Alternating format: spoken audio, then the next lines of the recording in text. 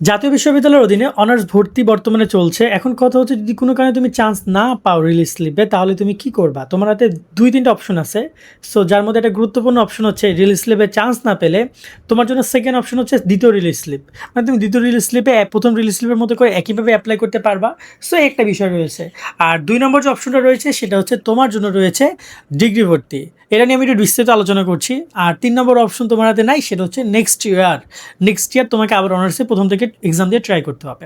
এখন আসি প্রথমে রিলিজ স্লিপ, দ্বিতীয় রিলিজ স্লিপ নিয়ে কথা বলি।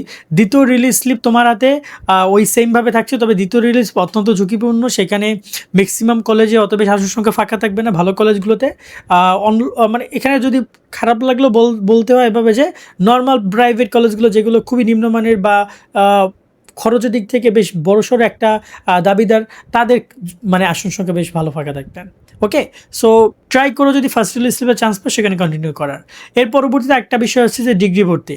আর আমি তার আগে তোমাদেরকে বলে রাখতে চাই আগামী বছর ভর্তি নিয়ে, যে তোমরা যারা চান্স পাবা না তারা যদি আগামী বছর গিয়ে ভর্তি হও সেক্ষেত্রে কিন্তু যারা 25 batch, I repeat HSC 25 batch, তারাই একমাত্র আগামী বছর যেতে পারবা 26-এর সাথে। মানে 2 বছর পর্যন্ত জাতীয় বিশ্ববিদ্যালয় সেকেন্ড টাইমে রাখা হবে। যারা 24-এর আসো তাদের কিন্তু কোনো গতি নাই, তোমরা ডিগ্রি করতে পারবা। তো আগামী বছর ডিগ্রি করা নিয়ে সমস্যা হতে পারে। সরি, পারবা আগামী বছর ডিগ্রি করতে। ওকে, এবার আসি ডিগ্রি নিয়ে কথা বলি। ডিগ্রি ভর্তির ব্যাপারটা নিয়ে যদি বলি, তোমরা যারা আসো ডিরেক্টলি ডিগ্রিতে কোনো প্রকার অ্যাডমিশন টেস্ট হয় না, তোমাদের রেজাল্টের উপর রিকমেন্ড করি তোমাদেরকে কন্টিনিউ করবে তারা। অ্যাপ্লাই করবা, সাবজেক্ট চয়েস করবা, রেজাল্ট দিবে, ভর্তি হয়ে যাবে। সেখানেও বেশ কয়েকটা পর্যায়ে আছে, মেধা তালিকার বেশ কয়েকটা পর্যায়ে এবং রিলিজ স্লিপে বেশ কয়েকটা পর্যায় পর্যন্ত তারা কন্টিনিউ করে। তবে আমার কাছে মনে হয় ট্রাই করো অনার্স ভর্তি হওয়ার। অনার্স এবং ডিগ্রির মধ্যে বড়সড় একটা ডিফারেন্স আছে এবং আমি লাইক করি অফকোর্স অনার্স, কেননা পড়াশোনা করলে পড়াশোনার মতো করে করো যাতে করে সার্টিফিকেটের ভ্যালু থাকে এবং সেটাকে তুমি অন্য জায়গায় ব্যবহার করতে পারো।